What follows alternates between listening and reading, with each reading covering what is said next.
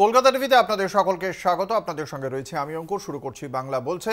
চতুর্থ দফার নির্বাচন ছিল আজকে এবং সেই চতুর্থ দফার নির্বাচন মোটের ওপর শান্তিপূর্ণভাবেই হয়েছে। কয়েকটি বিক্ষিপ্ত অশান্তির অভিযোগ বাদ দিলে গোটা দেশে ভোট পড়েছে 62.30% এবং আমাদের রাজ্যে বিকেল 5টা পর্যন্ত 8টি যে লোকসভা কেন্দ্র সেখানে ভোট পড়েছে 75.66%।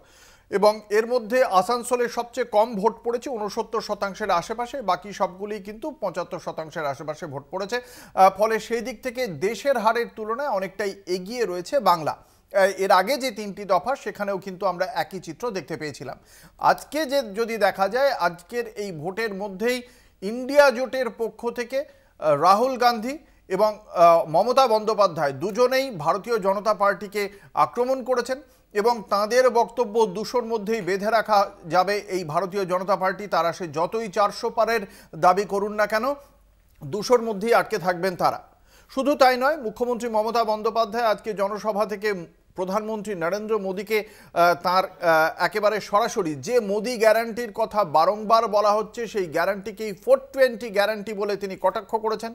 অন্যদিকে আজকে যে জায়গাগুলিতে ভোট ছিল তার মধ্যে গুরুত্বপূর্ণ অনেকজন ব্যক্তিত্ব ছিলেন আজকে প্রার্থী হিসেবে এবং সেই নজর কাড়া কেন্দ্রগুলির মধ্যে অবশ্যই ছিলেন লোকসভার দলনেতা অধীর রঞ্জন চৌধুরী, বিদায়ী সাংসদ বহরমপুরের।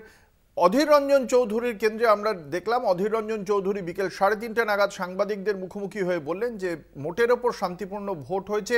বুথ দখল বলা যাবে না, কিন্তু কতগুলি জায়গায় বুথে বেশ কিছু ফলস ভোটিং হয়েছে এবং সেই কারণে তারা নির্বাচন কমিশনের কাছে পুনর্নির্বাচনের দাবি জানাচ্ছেন। এছাড়া যে জায়গায় গণ্ডগোল হয়েছে তার সেই জায়গার কেন্দ্রে ছিলেন, বারংবারই যার নাম উঠে এসেছে, তিনি দিলীপ ঘোষ। মন্তেশ্বরে আজকে যেমন দেখা গেল দিলীপ ঘোষের বিরুদ্ধে গো ব্যাক স্লোগান, বেশ কিছু মানুষ দিলীপ ঘোষের গাড়ির সামনে শুয়ে পড়লেন। দিলীপ ঘোষের দেহরক্ষীদের সঙ্গে কিছু স্থানীয় বাসিন্দাদের ধস্তাধস্তি হলো। সব ঘটনাকে কেন্দ্রের একেবারে ছিলেন দিলীপ ঘোষ, যে ঘটনাকে কেন্দ্র করে ইতিমধ্যেই আমরা যেটা জানতে পারছি বিজেপির পক্ষ থেকে অভিযোগও দায়ের করা হয়েছে।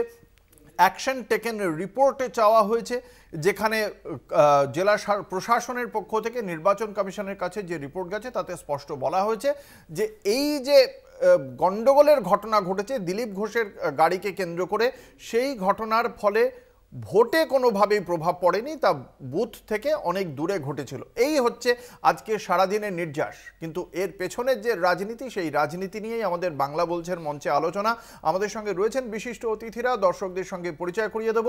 রয়েছেন তৃণমূল কংগ্রেসের মুখপাত্র মৃত্যুঞ্জয় পাল, আমাদের সঙ্গে রয়েছেন প্রদেশ কংগ্রেসের মুখপাত্র অশোক সরকার, রয়েছেন সিপিএম এর মুখপাত্র পল্লব মুখোপাধ্যায়। আপনাদের সকলকেই কলকাতা টিভির পক্ষ থেকে স্বাগত জানাই। এই আলোচনা একেবারেই শুরু করব আজ ইন্ডিয়া জোটের পক্ষ থেকে যে বক্তব্য বিজেপির উদ্দেশ্যে রাখা হয়েছে তা দিয়ে। রাহুল গান্ধী এবং মুখ্যমন্ত্রী মমতা বন্দ্যোপাধ্যায় তারা আজ বিজেপির সামনে ঠিকই কি চ্যালেঞ্জ ছুঁড়ে দিচ্ছেন, কি বলছেন, কত সংখ্যার মধ্যে বেঁধে রাখা হবে ভারতীয় জনতা পার্টি তথা এনডিএকে, আমরা শোনাবো একে একে। 400 पार, 400 पार, अब 150 पार नहीं बोल रहे। भाई और बहनों लिख लो, आप सारे के सारे लिख लो, जून 4 के बाद नरेंद्र मोदी हिंदुस्तान के प्रधानमंत्री नहीं होंगे। दिल्ली तो मोदी नয়, দিদি যেটা করবে সেটা হচ্ছে ইন্ডিয়া জোটকে ওখানে ক্ষমতায় এনে দেবে। আমরা এখান থেকে হেল্প করব, আমরা সবাইকে একসাথে নিয়ে ইন্ডিয়া জোটই জিতবে। কালকে পর্যন্ত আমাদের কাছে যে হিসেব আছে তাতে ওরা বড় জোর 190 থেকে 195, আর ইন্ডিয়া জোট 315 ইতিমধ্যেই ক্যালকুলেশন করেছে, 3-4টে পার্টি বাদ দিয়ে। এখনো বিজেপি কি বলবে সে তো অবশ্যই বিজেপির কাছ থেকে জানবো, কিন্তু যে দাবি করছেন মমতা বন্দ্যোপাধ্যায় যে আমরা ইন্ডিয়া জোটকে ক্ষমতায় এনে দেব, কত আসন নিয়ে এনে দেবেন 42টার মধ্যে? 42টার মধ্যে আমরা সবসময় চাইবো যে আমাদের 42টা আসনে যখন লড়ছি আমরা, ইন্ডিয়া জোটের পতাকাটা এখানে তৃণমূল কংগ্রেসের কাঁধে পশ্চিমবঙ্গের বুকে। তো আমরা চাইবো যে ইন্ডিয়া জোটকে শক্তিশালী করার জন্য আগে বিজেপিকে হারাতে হবে।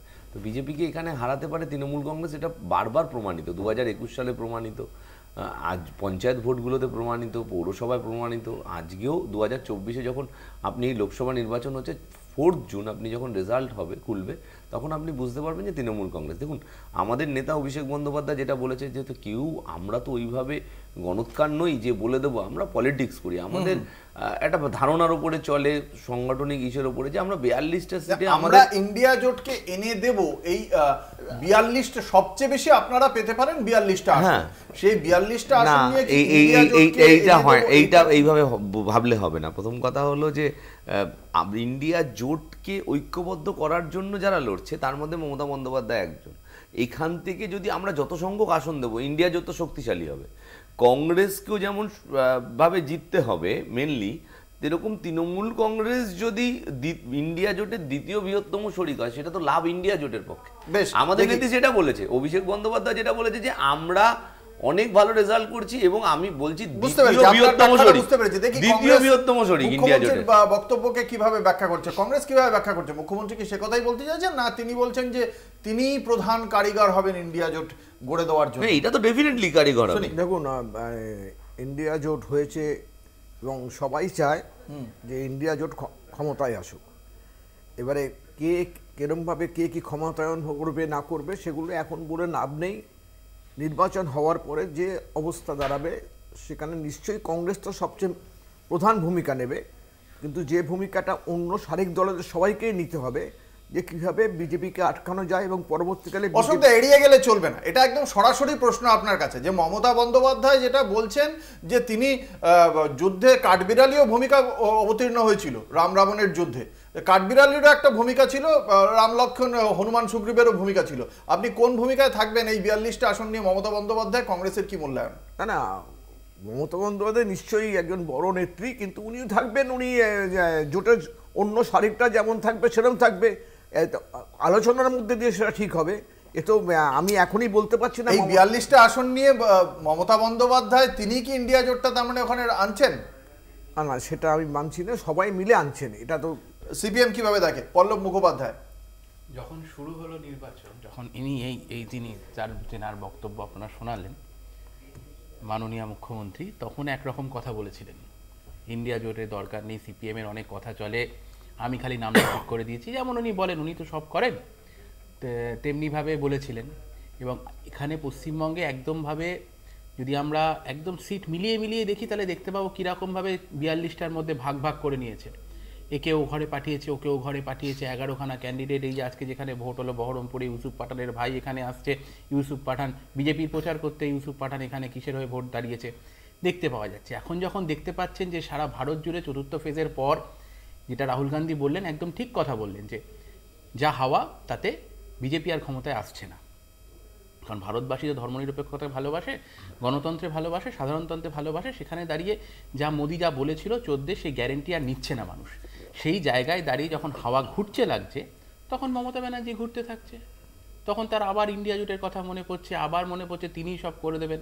কিন্তু আলটিমেট সেটা হবে না, কারণ 4 জুন যখন রেজাল্ট বেরোবে, তখন যে রেজাল্ট বেরোবে সেই জায়গায় দাঁড়িয়েই যা হওয়ার, গভর্নমেন্টে বিজেপি আর আসছে না।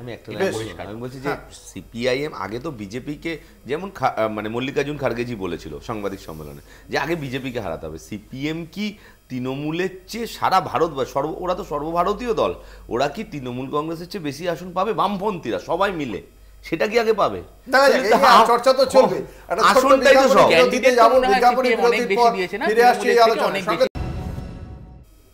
ফিরে এলাম বিরতির পর। আপনারা দেখছেন বাংলা বলছে, আপনাদের সঙ্গে রয়েছি আমি অঙ্কুর। বিরতিতে যাওয়ার আগে আমরা একদম এই বাংলা বলছে শুরুতেই রাহুল গান্ধী এবং মমতা বন্দ্যোপাধ্যায়ের বক্তব্য শুনিয়েছিলাম। সেখানে তাঁরা অত্যন্ত প্রত্যয়ের সঙ্গে বলছেন যে সর্বোচ্চ 200-র মধ্যেই আটকে যাবে ভারতীয় জনতা পার্টি। অন্যদিকে এ রাজ্যের বিরোধী দলনেতা বিজেপি বিধায়ক শুভেন্দু অধিকারী, তাঁর বক্তব্য যে 4 তারিখের পর এ রাজ্যে মুখ্যমন্ত্রী মমতা বন্দ্যোপাধ্যায়, তার সামনে তিনি প্রশ্নচিহ্ন ঝুলিয়ে দিচ্ছেন। কি বলছেন শুভেন্দু অধিকারী, আমরা একবার শোনাবো দর্শকদের। 5, 6, 7 নম্বর ফেজে তৃণমূলের কপালে কি আছে শুধু দেখতে থাকুন। আপনারা কোনো দায় দিচ্ছেন? আপনাদের কোনো আমাদের কোনো দায় না, আমরা ইসিআই কে রেসপেক্ট করি, আর সেন্ট্রাল ফোর্স অ্যাক্টিভলি পারফর্ম করুক আমরা চাই, কোনো ফেভার চাই না। এবং তারা করছে, দে আর রেসপন্ডিং। আমি আপনাকে বলছি না, পাড়ার ভিতরে আপনার বাড়ির সামনে কে ফোর্স থাকে, ভোটিং ক্যাম্পাস, বুথ এবং কম্পার্টমেন্ট যেখানে আমরা বোতাম টিপছি ওটা 100% প্রোটেক্টেড দিয়েছে। তাই তৃণমূলের কোনো খেলা চলবে না। শুধু ঠাকুরকে ডাকুন 80%-এর বেশি যেন 80% যেন পোল হয়, তারপরে দেখবেন হীরক রানী বাই বাই। আপনারা শুনলেন বিরোধী দলনেতার বক্তব্য। সেখানে তিনি স্পষ্ট বলছেন 80%-এর বেশি ভোট হলে মুখ্যমন্ত্রীকে বাই বাই করে দেবে জনতা, এমনটাই দাবি বিরোধী দলনেতা শুভেন্দু অধিকারীর। মৃত্যুঞ্জয়, কি বলবেন? না, আমি শুভেন্দুবাবুর দ্রুত সুস্থতা কামনা করি, কারণ উনি যেইভাবে, যেই ধরনের, যেই ভাষায়, যেই বডি ল্যাঙ্গুয়েজে কথা বলছে আমরা দেখতে পাচ্ছি হতাশার ছাপ স্পষ্ট। কারণ এটা পরিষ্কার যে বোঝাই যাচ্ছে যে বিজেপি হারতে চলেছে। এই কেন্দ্রীয় বাহিনী দিয়ে উনি বলছেন যে আসবে বেশি, আরে কেন্দ্রীয় বাহিনী দিয়ে কী হবে? মানুষ তো ভোট দেবে, মানুষ তো কাজের নিরিখে, উন্নয়নের নিরিখে ভোট দেবে। একটা বিজেপির সরকার 100 টাকার পেট্রোল আর 11,000 টাকার রান্নার গ্যাস, কর্মসংস্থান নেই মানুষের, তার বিরুদ্ধে ভোট তো মানুষ তো রুটি কাপড়ার মাকানের জন্য ভোট দেবেন। এইখানেও কেন্দ্রীয় বাহিনী নিয়ে কী করবে? আচ্ছা অঙ্কুরদা তুমি বলো, 2021 সালে প্রধানমন্ত্রী এসছেন, প্রধানমন্ত্রীজি এখানে এসছেন, স্বরাষ্ট্রমন্ত্রীজি এসছেন, নাড্ডাজি এসছেন, বিভিন্ন রাজ্যের মুখ্যমন্ত্রীরা এসছেন, তারা বলেছিল আপকি বার 200 বার। 8 দফায় ভোট হয়েছিল করোনার সময়। লাস্ট 4টে ফেজ আমরা বললাম একসাথে করতে, তারপর 3টে ফেজ, লাস্টে 2টো ফেজ অন্তত একসাথে করুক, সেই রিকোয়েস্টও করেছিলাম ইসিআর কাছে। শোনেনি, রেজাল্ট কি হয়েছে? মানুষ এই কেন্দ্রীয় বাহিনী ভয় দেখি হবে। দেখি, আমাদের সঙ্গে ইতিমধ্যেই এই আলোচনায় যোগ দিয়েছেন আরো একজন বিশিষ্ট অতিথি, রাজ্য বিজেপির মুখপাত্র মণিকাঞ্চন পাল। মণিকাঞ্চন, আপনাকে কলকাতা টিভির পক্ষ থেকে স্বাগত জানাই। আমরা এই আলোচনার একেবারে শুরুতেই রাহুল গান্ধী, মমতা বন্দ্যোপাধ্যায়ের বক্তব্য শুনেছিলাম। তাঁরা বলছেন সর্বোচ্চ 200 আসন, 195 এর মধ্যে বিজেপি শেষ গোটা দেশে। আর খুব স্বাভাবিকভাবেই আপনি আস্তে আস্তেই শুনলেন শুভেন্দু অধিকারীর বক্তব্য। তিনি বলছেন আবার মুখ্যমন্ত্রীকে বাই বাই। আমি আপনার কাছে জানতে চাইব যে অন্তত এই রাজ্যে কিসের ভিত্তিতে সে কথা বলছে বিজেপি? না না, এই রাজ্যে তো মাননীয় বলেই দিয়েছেন এটা আমাদের ভোট নয়, এটা আমার ভোট নয়, এটা সেন্ট্রালের ভোট। তো সুতরাং মমতা ব্যানার্জি লড়াইয়ে নেই, এটা তো মমতা ব্যানার্জি নিজেই স্বীকার করে নিয়েছেন, নাম্বার 1। নাম্বার 2, দেখুন কে পাবে। যারা বিরোধী তারাও বলছে বিজেপি কতটা পাবে। আলোচনা হচ্ছে বিজেপি 400 পার হবে, বিজেপি 200 পাবে, বিজেপি 250 পাবে। বিজেপি কত পাবে সেটা নিয়ে সবার আলোচনা, তারা কত পাবে সেটা নিয়ে কিন্তু আলোচনা নেই। বলেছেন মমতা বন্দ্যোপাধ্যায় সে বক্তব্য রেখেছেন 300 থেকে 315। মমতা বন্দ্যোপাধ্যায় যারা আজকে সারা ভারতবর্ষে 440টি সিটে আমাদের ভারতীয় জনতা পার্টি লড়ছে, 241টি জায়গায় কংগ্রেস লড়ছে, 466 জায়গায় এই জোট নেট প্র্যাকটিস করছে। এবং সবথেকে আশ্চর্যজনক বিষয়, এই যে 466 জায়গায় জোট ক্যান্ডিডেট দিয়েছে, তার মধ্যে 233টি সিটে তারা নিজেদের মধ্যে লড়াই করছে। তাহলে লড়াইটা কোথায় হচ্ছে? লড়াই তো ভারতীয় জনতা পার্টি করছে, একদম স্ট্যাট বলে দিচ্ছে। কে কি বলছে না বলছে তাতে বিষয় নয়, বিষয় যেটা করেছে সেটা। দুর্ভাগ্যজনক যে কংগ্রেস একসময় 2/3 মেজরিটি পেয়েছে, তারা এখন 2/3 জায়গায় লড়ছে না, তারা ছেড়ে দিয়েছে। আর তারা আলোচনা করছে নরেন্দ্র মোদী কী হবে। অর্থাৎ মানুষ এটা বুঝে গেছে। এবং যেটা ভাই মৃত্যুঞ্জয় বললে যে আমরা 2021-এর ইলেকশন আলাদা, এখানের ইলেকশন আলাদা। একটা জিনিস মনে রাখতে হবে, 2021-এর ইলেকশনে ভারতীয় জনতা পার্টি হয়তো মেজরিটি পায়নি, তোমরা মেজরিটি পেয়েছো, কিন্তু আমাদের ভোট শতাংশ কিন্তু খুব একটা কমেনি। যে মানুষ একদম রিজেক্ট করে দিয়েছে, 42% থেকে 20%-এ এসে গেছি, সেটা কিন্তু হয়নি। হ্যাঁ, ভোট পার্সেন্টেজ কিছুটা কমেছে, হয়তো তার জন্য ভোট পার্সেন্টেজ বাড়ার আশা রাখছেন আপনারা? অবশ্যই বাড়ার আশা কি আমাদের। দেখুন, যেটা আপনারা বারবার আলোচনা করছেন যে মোদি 400 পার, মোদি 400 পার বলেছে, একটা অসম্ভব চিন্তাধারা। আমরা তো অলরেডি 400 আছি, 363 এনডিএতে আছে, এনডিএ প্লাস আপনার 353 প্লাস আপনার উড়িষ্যা আছে, অন্ধ্রপ্রদেশ আছে, তারা তো যাই হোক। আপনি দেখুন যা বলেছে আমরা গত 5 বছরে তো আপনারা দেখেছেন যে এনডিএর সাথ দিয়েছে। সুতরাং আমরা তো 400-র কাছাকাছি আছি। সুতরাং 400 পার কিছু অ্যাবস্ট্রাক্ট কিছু নয় যে একদম অসম্ভব। মোদী কিছু বাড়বে বলছেন, অবশ্যই বাড়বে। কাজ করেছি, আমার কাছে ডেটা আছে। আবাস যোজনা করেছে মানুষ, তো তার মূল্যায়ন অবশ্যই করবে। আমরা সেই আলোচনাতেও যাব, বাকিদের বক্তব্য শুনবো। একটা ছোট্ট বিজ্ঞাপনী বিরতির সময় হয়েছে, আবারও ফিরে আসছি, সঙ্গে থাকুন। ফিরে এলাম বিরতির পর। আপনারা দেখছেন বাংলা বলছে, আপনাদের সঙ্গে রয়েছে আমি অঙ্কুর। আজকে যে কথা বারংবার বিজেপির পক্ষ থেকে বলা হচ্ছে মোদির গ্যারান্টি, সেই মোদির গ্যারান্টিকে আজকে আরো একবার আক্রমণ করেছেন মুখ্যমন্ত্রী মমতা বন্দ্যোপাধ্যায়। কি বলেছেন প্রথমে শোনাবো।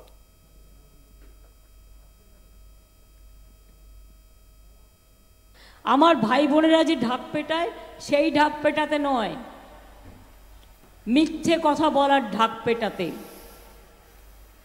কাগজ খুললেই দেখবেন, টিভি খুললেই দেখবেন, ইউটিউব খুললেই দেখবেন গ্যারেন্টি, নো গ্যারেন্টি। ওই গ্যারেন্টিটাই হচ্ছে 420। মণিকাঞ্চন পাল, বিজেপি মুখপাত্র, আপনার প্রাথমিক প্রতিক্রিয়া চাইব। দেখুন, একটু রাজনীতির বাইরে কথা বলি। আমরা যারা এখানে রাজনীতি করি, রাজনীতিতে কিন্তু পাশ করার ব্যাপারটা থাকে না, ফার্স্ট হওয়ার ব্যাপারটা থাকে। আর টুকলি করে, নকল করে কোনোদিন কিন্তু ফার্স্ট হওয়া যায় না, পাসটা করা যায়। এই যে মোদির গ্যারান্টি, তারপরে শুরু হয়ে গেল মমতার গ্যারান্টি, তারপরে কেজরিওয়ালের প্রতিশ্রুতি, অর্থাৎ কোথায় যেন মোদিজিকেই সবাই নকল করছে। আপনি দেখুন, এত কিছু আজকে হলো, এইবার ইলেকশনে এত বিরোধিতা, ভারতীয় জনতা পার্টির এত বিরোধিতা, সেইখানে পহেলা বৈশাখ ভারতীয় জনতা পার্টির ম্যানিফেস্টো প্রকাশ করছে, তৃণমূল রামনবমীর দিন ম্যানিফেস্টো প্রকাশ করছে। কোথাও তো একটা শিফটিং হচ্ছে। তো সুতরাং আমরা যে দিকটা বলেছি সেই দিকে তো সবাই যাচ্ছে। এক মিনিট, আপনি এই যে দিকের কথা বলছেন না, এই যে ধরুন প্রধানমন্ত্রী নরেন্দ্র মোদী বলছেন যে কংগ্রেস যদি আসে তফসিলি জাতিদের যে সংরক্ষণ তার মধ্যে মুসলিমদের এনে দেবে, এটা কি বিভাজনের তত্ত্ব নয়? অথচ আপনাদের যে জোট সঙ্গী তার ফর্মুলাই তো এখানে চলছে, দেবেগৌড়ার সময় থেকে তো সেটাই চলছে কর্ণাটকে। আমি বলছি কংগ্রেস যেটা বলেছে যে আমরা দরকার হলে রিজার্ভেশনের 50% যে কোটা আছে এটা চেঞ্জ করে দেবো। এখানে সিপিএম বন্ধু বসে রয়েছে, যখন 2011 শেষ লগ্নে তখন সিপিএম করলো যে মুসলিমদের জন্য 10% রিজার্ভেশন দিতে হবে। ভারতীয় জনতা পার্টি কোর্টে কেস করলো, বললো ধর্মের ভিত্তিতে ভারতবর্ষে কোনো রিজার্ভেশন হবে না। মমতা ব্যানার্জি যখন আসলো ঠিক সেই কাজটি করলো, ধর্মের ভিত্তিতে করলো না। মমতা ব্যানার্জি আসার পর 2011 পরে 93টি ওই উপজাতিকে ওবিসি কোটায় ঢোকানো, 91টি ওবিসি কোটায় ঢোকানো হয়েছে, তার মধ্যে 83টা হচ্ছে মুসলিম সম্প্রদায়। একই তো কাজ করেছে। ওবিসি কোটা কি করে ওবিসি হয়? যদি হিন্দু বাদে অন্য ধর্মের লোকেরা ওবিসি, এসসি, এসটি এগুলো কি করে হয়? কারণ হচ্ছে যে আমার হিন্দু ধর্ম, সুপ্রিম কোর্টের রায় আছে, আমি বলছি আপনাদের জেডিএস মুখ্যমন্ত্রী দেবেগৌড়ার সময় থেকে কর্ণাটকে চলে আসছে এবং এখনো সেটা চলছে। আপনারা সেটা চেঞ্জ করতে গিয়েছিলেন। মুসলিমরা তো ওবিসির মধ্যে পড়ে জানতাম, মানে নতুন কিছু সংবিধান লেখা হচ্ছে। বিষয় হচ্ছে কি বলছে, অসুবিধাটা কোথায়? অসুবিধাটা আচ্ছা ভাই, কেন? ঠিক আছে, মানে তুমি সংবিধানটা চেঞ্জ করে, তুমি তোমার দোষ নয় ভাই, তোমার দোষ নয়। কারণ আমি বলছি তো, তৃণমূল কংগ্রেস করার সময় লিখে দিতে হয় আমি আর পড়াশোনা করব না, এটা লিখে দিতে হয় তৃণমূল। আজকে ওবিসি, আজকে যখন একজন মুসলিম ওবিসি হচ্ছে, সে ডবল বেনিফিট পাচ্ছে, সংখ্যালঘুর বেনিফিট পাবে, আবার ওবিসির বেনিফিট পাবে। মুসলিমরা ওবিসিতে কত সালের 3রা এপ্রিল সুপ্রিম কোর্টের রায়টা মণিকাঞ্চন পাল প্লিজ পড়ে নেবেন। 2023 সালের 3রা এপ্রিলের রায়টা আমি আপনাকে ডেটটা বলে দিলাম, অসুবিধা নেই কিছু জানতে। আপনারা যেটা অনেক সময় আপনারা শুনুন, আমি বলছি একটা মিনিট বলতে দাও। এখানে যা আছে আপনারা যা বলছেন কেউ ভুল বলছেন না। মোদিজি কেন বলেছে এই তো বললেন তৃণমূল করলে, মোদিজি কেন বলেছে সেটা আমি বললাম, আপনারা বলছেন যেটা হয়েছে সেটা। মোদিজি বলছে কেন বলেছে, আপনি আমাকে প্রশ্ন করেছেন, আপনি প্রশ্ন করেছেন মোদিজি কেন করেছেন, এটা কি করেনি? এটা কি করেনি? আমি কংগ্রেসের কাছে আসি। আজকে এই যে প্রধানমন্ত্রী নরেন্দ্র মোদির গ্যারান্টিকে 420 গ্যারান্টি বলছেন মুখ্যমন্ত্রী মমতা বন্দ্যোপাধ্যায়, কংগ্রেসের কি মূল্যায়ন? দেখুন, 420 গ্যারান্টি তো নিশ্চয়ই, কারণ আগের বারে বলেছিল 15 লক্ষ টাকা, 2 কোটি চাকরি, আরো অনেক কথা বলেছিল, দুটো যেটা সবার সাধারণ মানুষের ক্ষেত্রে। এটা তো 420, একটা প্রধানমন্ত্রী সেই কথাগুলো বলেই যাচ্ছে, বলে তারপরে ওনার second in command Amit Shah বলছে ও তো এক জুমলা হয়, টিভি ইন্টারভিউতেই বলেছে।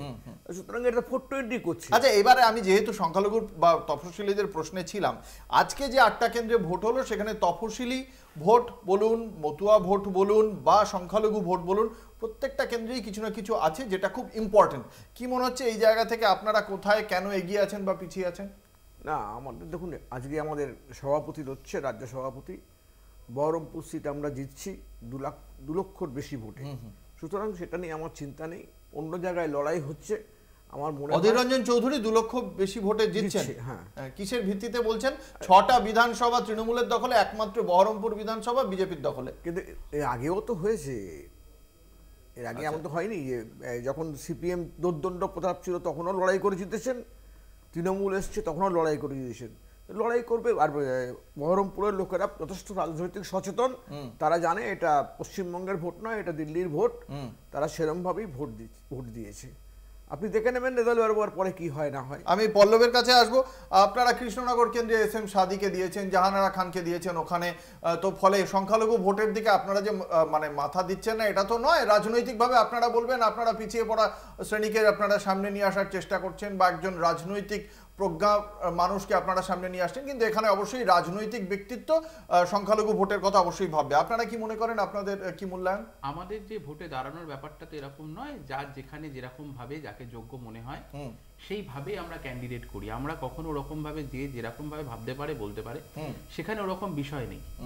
অনেকে অনেক কিছু বলতে পারে, কেন সেলিমদা মুর্শিদাবাদে দাঁড়ালো, কেন এখানে দাঁড়ালো, যেরকম ভাবে আমাদের সাংগঠনিক ভাবে আমরা যেরকম ভাবে হয়েছে। আর এবার তো অনেক কিছু জটিলতা ছিল, অনেক সমস্যা, সেটাকে উত্তরণ করে একটা বৃহত্তর স্বার্থে, যেখানে এই যেটা ওই একদমভাবে তো জুমলা ওই নরেন্দ্র মোদী সব দিক থেকে 2014 থেকে যা যা বলেছেন, সেই নোট বাতিলের সময় থেকে দাঁড়িয়ে বর্তমানকালে চালের দাম, ডালের দাম, ইলেকট্রাল বন্ড, ওষুধের থেকে কিরমভাবে খেয়েছে, দুধের থেকে, সব জায়গা থেকে তিনি খেয়ে আজকে এখন আর যখন দেখতে পাচ্ছেন যে তিনি যা করেছেন সেটা আর ব্যাখ্যা হবে না, তখন আবার তিনি ফিরে গেছেন ওই ধর্ম, জাতি, তারপরে কার মঙ্গলসূত্র থাকবে, কার থাকবে না, কাকে টানিয়ে দেবে, সেই সব ভয় দেখাতে, একদম যেটা আরএসএস এর যা নীতি সেই নীতিতে পৌঁছে গেছে। তো সেখানে দাঁড়িয়ে ওদের এই আমাদের যেরকম ক্যান্ডিডেট সাংগঠনিকভাবে ঠিক হয়েছে সেইভাবে হয়েছে। আমরা একবার শুনবো অধীর রঞ্জন চৌধুরী। অধীর রঞ্জন চৌধুরী আজকে তিনি সাংবাদিক বৈঠক করেছিলেন বিকেল 3:30 নাগাদ। কি বলছেন তিনি? তখনও ভোটের কিন্তু অনেকটা সময় বাকি, তার আগেই সাংবাদিকদের মুখোমুখি হয়ে অধীর রঞ্জন চৌধুরী কি অভিযোগ একবার আমরা শোনাবো। বুথ দখল করা নয়, কেউ বুথ দখল করে নিচ্ছে কথা আমরা বলবো না, কারণ এটা আমি করতে দেবো না, আগেই বলেছিলাম। কিন্তু ফলস ভোটিং কিছু হয়েছে, কারণ সেখানকার প্রিজাইডিং অফিসার, পোলিং অফিসার এবং পুলিশ, কমিটেড পুলিশ, অর্থাৎ তৃণমূলের দালালি করবই সেই রকমের কিছু পুলিশ সেখানটায় আগে থেকে তারা মোতায়েন করেছিল। সেরকমের পুলিশ, সেরকম প্রিজাইডিং অফিসার, পোলিং অফিসার, সেটা সালারে কয়েকটা বুথে, হিকমপুরের কয়েকটা বুথে, হিকমপুরের 3টে, সালারে 7-8টা বুথ। আপাতত এই রকম 10-12টা বুথে আমরা তৃণমূল পার্টির সন্ত্রাস এবং পুলিশের যৌথ মদতে সেখানে আমরা ফলস কিছু ভোটিং, মিথ্যা কিছু ভোট, যাকে বলে ভোটের ছাপ্পা ভোট, সেই ছাপ্পা ভোট হয়েছে, এই খবর আমাদের কাছে আছে। আমরা নির্বাচন কমিশনের কাছে রিপোলিং এর ডিমান্ড করব। মৃত্যুঞ্জয় পাল, এখনো তৃণমূল কংগ্রেসের এই ছাপ্পা ভোটের অভিযোগ উঠছে এই লোকসভা ভোটেও। দেখুন, প্রথম কথা হলো যে অধীরবাবু এতদিন ধরে উনি ওখানকার সাংসদ, উনি জানে হারবেন এইবার, উনি প্রাক্তন সাংসদ হচ্ছেন, তার জন্য এইসব বক্তব্য বলে রাখছেন আগের থেকে। হারার তো আগে থেকে কিছু বলে রাখতে হবে। 4 জুন উনি প্রাক্তন সাংসদ হতে চলেছেন, আগে প্রাক্তন সাংসদ হয়ে গেছে। এবার বক্তব্য হলো যে যেই মানুষটা এতদিন ধরে ওখানকার সাংসদ, যে ওখানকার গঙ্গা ভাঙন নিয়ে সংসদে দাঁড়িয়ে কথা বলে না, যে লোকটা মানে ফারাক্কা প্রকল্পের জন্য যে কেন্দ্রীয় সরকার বলেছিল 700 কোটি টাকা দেবে, 1 টাকা না দেওয়ার জন্য, সেটা আপনাদের সাংসদ 5 বারের সাংসদ, 210 যেখানে জাতীয় গড় সেখানে 2টো প্রশ্ন করেছেন শতাব্দী। আমি বলছি উনি তো একজন মানে কংগ্রেসের বিরোধী দলনেতা, সেইখানে দাঁড়িয়ে উনি একজন যদি সাংসদ হয় এতদিনের, সংসদে দাঁড়িয়ে তো উনি এই প্রশ্নগুলো করবেন যে ফারাক্কাতে বলেছিলেন ফারাক্কা প্রকল্পের যে চুক্তি তাতে 700 কোটি টাকা দেবে, কেন 1 টাকা দেয়নি, এই প্রশ্নগুলো করবেন। মানুষ বিরক্ত, ভোট দেবেন না। দ্বিতীয় কথা হলো ইলেকশন কমিশন অফ ইন্ডিয়ার এই যে রোখার ভোট, ফলস ভোট, ছাপ্পা ভোট, যাই হোক, রোখার দায়িত্ব ইলেকশন কমিশন অফ ইন্ডিয়া। বড় করে সাংবাদিক সম্মেলন করে বলেছে, মানুষকে ভোট দিতে বলেছে, নিরাপত্তা দেওয়ার জন্য দায়িত্ব নিয়েছে। তাহলে ইলেকশন কমিশন অফ ইন্ডিয়া নিয়ম হলো, দেখুন, প্রিসাইডিং অফিসার, পুলিং অফিসার ছাড়াও আরো 2 জন থাকে, 4 জন থাকে। একজন আপনাকে ইঙ্ক দিচ্ছেন, একজন ব্যালট পেপার দিচ্ছেন, প্রিসাইডিং অফিসার বসে দেখছেন, একজন নোট করে যেই কোন সিরিয়াল নাম্বার পার্টের কে আসছেন সেটা ঠিক দেয়। তো সমস্ত কিছু নেওয়ার পরে যদি একজনও ফলস ভোট দেয়, ইলেকশন কমিশন অফ ইন্ডিয়া সেই দায়িত্ব নেবে। তৃণমূল কংগ্রেস এই দায়িত্ব এর উত্তর কি দেবে? আপনারা বহরমপুরে অধীর রঞ্জন চৌধুরীর বিরুদ্ধে এমন একজন প্রার্থীকে নিয়ে আসলেন যে প্রার্থী প্রধানমন্ত্রী নরেন্দ্র মোদীকে বলেছেন ভালো মানুষ, শুধু এবার বলেছেন তা নয়, তিনি প্রধানমন্ত্রী নরেন্দ্র মোদীর হয়ে প্রচারে দেখতে পাওয়া গিয়েছিল গুজরাট হিংসার পরবর্তী বিধানসভা নির্বাচনে। তারপরে ধরুন বাকি যারা রয়েছেন, এই কীর্তি আজাদ 3 বারের সাংসদ, শত্রুঘ্ন সিনহা বিজেপি সাংসদ, মুকুটমণি অধিকারী তিনিও বিজেপিতে ছিলেন, 7ই মার্চে জয়েন করলেন, 10 তারিখ আপনারা তাকে প্রার্থী বানিয়ে দিলেন। বিজেপি ছাড়া কোনো প্রার্থী পাচ্ছেন না। দেখুন বিজেপির থেকে এক রাজনীতিতে দেখুন শক্তিশালী দল কংগ্রেস ভেঙে চুরমার হয়ে যাচ্ছে। কে ভাঙছে? বিজেপি। তা বিজেপির সাথে যদি কেউ না থাকতে চায়, বিজেপি একটা সে রাজনীতি করতে চায়, কিন্তু বিজেপির এই আপনাদের তার মানে কোনো নিজস্ব সংগঠন নেই, এইটা দিয়ে ভারতবর্ষের অঙ্কুরদা আপনি এত বছরের সাংবাদিক, এই ভারতবর্ষের যদি রাজনৈতিক ট্রেন্ডটা দেখেন, দল বদলের ট্রেন্ডটা তো নতুন নয়, এটা আমি অস্বীকার করছি না, চ্যানেলে বসে বড় বড় ভাষণ দেবো, কিন্তু আমার বক্তব্য হলো যদি একটা শাসক দল, ধরুন কেন্দ্রের শাসক দল বিজেপি, ক্ষমতাসীন দল, শক্তিশালী দল, তাদের যদি দুর্বল করতে হয় এবং কেউ যদি ভারতীয় জনতা পার্টির সাথে না থাকতে চায়, অল্টারনেটিভ নেতা যে আপনারা নিয়ে আসছেন ভ্যালু আছে। ইন্ডিয়া 2011 ইন্ডিয়ার ওয়ার্ল্ড কাপ টিমের মেম্বার, যে ফেস ভ্যালুর কথা বলছেন এই ভদ্রলোক এটা তো বুঝতে হবে। কীর্তি আজাদ নিষিদ্ধ করেছিল বিসিসিআই, এই ইউসুফ পাঠানকে নিষিদ্ধ ঘোষণা করেছিল বিসিসিআই। একদিকে কীর্তি আজাদ 1983 সালের বিশ্বকাপ দলের মেম্বার, আর একদিকে 2011 সালের বিশ্বকাপ, এবং হতেই পারে, কিন্তু বিজেপির সাথে যদি কেউ না থাকতে চায়, নরেন্দ্র মোদীর এই যে মানুষ বিরোধী জনবিরোধী যে নীতিগুলো তার বিরুদ্ধে যদি থাকতে চায়, এখন যদি বলে যে বিজেপির থেকে মোহ ভেঙে একটা অল্টারনেটিভ দল করব, দলে থাকবো, রাজনীতি করব, তাহলে সেই অল্টারনেটিভ প্ল্যাটফর্মটা যদি তৃণমূল কংগ্রেস হয়, আপনাদের অসুবিধা কোথায়? আমাদের অসুবিধার বিষয়টা না, প্রশ্ন তোলা কাজ। একটা ছোট্ট বিজ্ঞাপনে বিরতির পর আবারও ফিরে আসছি এই বাংলা বলছেন মঞ্চে, সঙ্গে থাকুন। ফিরে এলাম বিরতির পর, আপনারা দেখছেন বাংলা বলছে। আজকে দিনভর যে জায়গাটি আলোচনার কেন্দ্রে ছিল তা বর্ধমানের মন্তেশ্বর। দিলীপ ঘোষ ওখানে গিয়েছিলেন এবং সেখানে তার গাড়িকে আটকানো হয় এমনটা অভিযোগ ওঠে, তার গাড়ির সামনে শুয়ে পড়েন লোকজন। অভিযোগটা প্রথমে শুনি বিজেপি মুখপাত্রের কাছ থেকে, মণিকাঞ্চন। দেখুন, অভিযোগ যেটা ওখানে বুথে লোক বসাতে দেয়নি, দিলীপদা গিয়েছিলেন, তাকে করে দেওয়া হয়েছে, এটা নতুন কিছু নয়, তৃণমূল কংগ্রেসের পরম্পরা। তো এরকম বুথে আমি একটা অন্য চ্যানেলে ছিলাম, সেখানে দেখেছি দিলীপ ঘোষের যিনি দেহরক্ষী, তিনি যেরকম ভাবে মারলেন, এমনি তো মারা উচিতই নয়, কিন্তু মারলেন চোখের ওখানে, আনন্দ পেয়েছি যে দিলীপ ঘোষের দেহরক্ষীকে এক জায়গায় মেরে মাথাটা ফাটিয়েছে, আমি একদম আনন্দ পেয়েছি। এরকম ভাবে মারা যায় নাকি? কিছু ক্ষেত্রে না এগুলো না একদম সাজানো টাইপের থাকে, মানে দিলীপ ঘোষ যেখানেই যায় হঠাৎ হঠাৎ করে এমন কিছু না ঘটনা ওনার সাথেই হয়। এই ঘটনাগুলো না, মানে দেখুন বিভিন্ন জায়গায় হচ্ছে, আজকে যেমন নন্দীগ্রামে হয়েছে, বিজেপি সায়নকে আটকেছে কিছু জায়গায়। এই যে করা বা এই জায়গায় একদম করা উচিত না, ইলেকশনের সময় এরকম ভাবে আটকানো নয়। আমরা ভাষার প্রয়োগ তো ঠিক করতে হবে, যেখানে না সেটা তো দিলীপ ঘোষের ভাষা প্রয়োগ দলই বলেছে যে সংযত হতে, তবু তিনি হবেন না। না, দিলীপ একটা প্রশ্ন সবাইকেই করছি, যে গত 10 বছরে সবথেকে বেশি সবাই বলেছে। আমি যদি আপনাদের চ্যানেলে একটু জুম করে, আমার এখানে যে ছেলেটার আমাদের তৃণমূল কর্মী, তার মাথা ফাটিয়ে দিয়েছে যেইভাবে, মানে যেইভাবে আমি দেখাচ্ছি, পুরো মানে কাপড়টা রক্তে রক্তাক্ত হয়ে গেছে। একজন তার দেহরক্ষী ওইভাবে মারবে? জয় মানে আজকে জয় বাংলা বললে মারবে?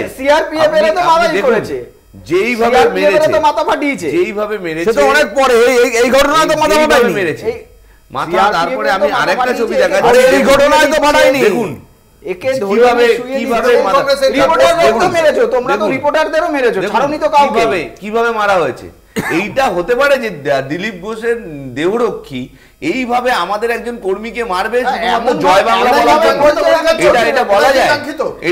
এটা নয়, কাঙ্ক্ষিত নয়, মানে দিলীপ দাকে যদি অ্যাটাক না করতে, ইলেকশন কমিশন অফ ইন্ডিয়া এই গুন্ডামি, আমরা তো বারবার বলছি কেন্দ্রীয় বাহিনীর এই গুন্ডামি বাংলায় ভোট বাক্সে রিফ্লেকশন হবে, তোমাদের ভোট বাক্সে রিফ্লেকশন হবে। বাংলায় দিলীপ ঘোষ হারছে, দিলীপ ঘোষ হারছে, বাকি 3টি ফেজ রয়েছে, 4টি ফেজ হয়ে গেল, বাকি 3টি ফেজে যাতে নির্বাচন আর সন্ত্রাস সমর্থক না হয় সেই আবেদন তো আমাদের থাকবেই।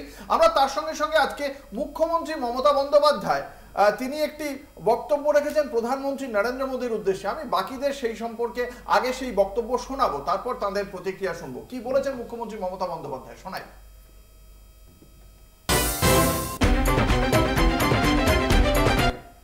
যার যার মতো, কেউ ধোকলা ভালোবাসে, কেউ ধোসা ভালোবাসে, কেউ ইডলি ভালোবাসে, কেউ পরোটা ভালোবাসে, কেউ রুটি ভালোবাসে, কেউ ভাত ভালোবাসে, কেউ বিরিয়ানি ভালোবাসে, কেউ চিংড়ি পটল ভালোবাসে, কেউ ঝিঙে চিংড়ি ভালোবাসে, তো কেউ চিংড়ির মালাইকারি ভালোবাসে। মোদিবাবু খেয়ে একটু দেখুন না স্বাদটা কেমন, একটু খাবেন, তৈরি করে দেবো। কথা দিচ্ছি কাউকে দিয়ে করাবো না, আমি নিজে করব। আমি ছোটোবেলা থেকে রান্না করে এসেছি, আমি রান্না জানি। আর আপনি যদি আমায় বলেন ধোকলা খেতে, আমি খাবো, আমি খেয়েছি, ওটা গুজরাটে পাওয়া যায়। বাঙালির মাছ খেলে তো অনেক রকম সমস্যা হয় বলে বিজেপি বলে থাকে। শ্রাবণ মাসে কেন মাছ মাংস খেয়েছে তা নিয়ে প্রশ্ন তোলেন মোদিজি। একটু চিংড়ি পটল কি টেস্ট করবেন নাকি মুখ্যমন্ত্রী? না, আমাদের তো দিলীপ দা বলেছে যে বিজেপি, বাঙালি বিজেপি মাছ মাংস খাবে না, তো বলা আছে। সুকান্ত দাও বলেছে, শুভেন্দু দাও বলেছে। অ্যাকচুয়ালি দিদি যেটা বোঝাতে গেল, তোমরা যেটা বুঝতে পারলে না, যে অনেক রাজ্য সেবা হয়েছে। মমতা দি যেটা বলছে যে 4 তারিখের পরে উনি রান্না বান্না করে জীবনটা কাটাবেন। আর এইসবের মধ্যে আমার মনে হয় আমার প্যানেলিস্টের চেয়ে একটু বেশি বড় নেতা কৈলাস বিজয়বর্গীয়, যিনি চিড়ে খেলে বলে যে বাংলাদেশি। চিড়ে খেলে বাংলাদেশি বলা হয়, লুঙ্গি পরলে বলে মুসলমান, লুঙ্গি পরলে বলে আহমেদাবাদে বাঙালি পুজো, বাঙালির দুর্গা পুজো, আগের দিনকে ওখানে যে মাছ মাংসের স্টল ছিল সব তুলে দিল। লখনৌতেও সেটা হয়েছে। এটা কেন বিধানসভা দিল্লিতে চিত্তরঞ্জন পার্কে পারমিশন নেওয়ার জন্য পারমিশন নেওয়ার জন্য যে টাকাটা ওখান থেকে দিল্লি ডেভেলপমেন্ট অথরিটি চাইছে, এটা কেন বলে দেওয়া হচ্ছে? বিধানসভা নির্বাচনের পরেই তো বিজেপির একজন নেতা বলে দিচ্ছে ওটা খাওয়া যাবে না, বলার নেই। তখন তারা এইটা কোথায় বলেছে? আমিও মাছ খাই, মাছ ছাড়া আমার একদিন চলে না। তুমি চিড়ে খাও কি না? তুমি চিড়ে খাও, তুমি চিড়ে খাও, চিড়ে খেতে হবে পুরো ভিডিও দাও, তুমি চিড়ে খাও, ভিডিও পুরো দেখা দাও, তুমি চিড়ে খাও, তুমি চিড়ে খাও, তুমি চিড়ে খাও কি না? পেট বাংলা তুমি লুঙ্গি পরো, তুমি চিড়ে খাও না? চিল্লাচ্ছি না, তুমি উত্তর দাও। তুমি চিড়ে খাও, তুমি লুঙ্গি পরো। তোমরা বিজেপির এক নেতার ভাষণ দিচ্ছ, দিলীপ দা, শুভেন্দু দা, তাদের কথা এখন পুরোপুরি করে দেওয়ার একটা ভাষণ দিচ্ছে। আমি এই বলতে পারি, ওই বলতে পারি, বেশ করেছে। রাস্তায় হেঁটে পর্যন্ত খাবারটা বলবে না, মানুষের ইচ্ছে করে দেবে নাকি বিজেপি? আজকে যে চতুর্থ দফার ভোট শেষ হলো, তাতে আমরা এখনো পর্যন্ত পাচ্ছি দেশে ভোটের হার 62.30%। নির্বাচন কমিশন নতুন কোনো সংখ্যা তত্ত্ব আওড়ায় কিনা 3 দিন পরে, সেদিকেও আমাদের অবশ্যই নজর থাকবে। তবে আজকের ভোট মোটের ওপর শান্তিপূর্ণ, আরও শান্তিপূর্ণ হোক, সন্ত্রাস না হোক আগামী কদিনের ভোটে। এবং আগামী কদিন পরের দফার ভোট সোমবারের আগে সমস্ত রাজনৈতিক আপডেট নিয়ে অবশ্যই কলকাতা টিভিতে সেই খবর যেমন পাবেন, বাংলা বলছেন মঞ্চে থাকবে আলোচনা। আজকের এই আলোচনায় উপস্থিত থাকার জন্য, মূল্যবান মতামত দেওয়ার জন্য সকলকে ধন্যবাদ। শেষ করছি বাংলা বলছে। দেখতে থাকুন কলকাতা টিভি, রাত দিন 7 দিন।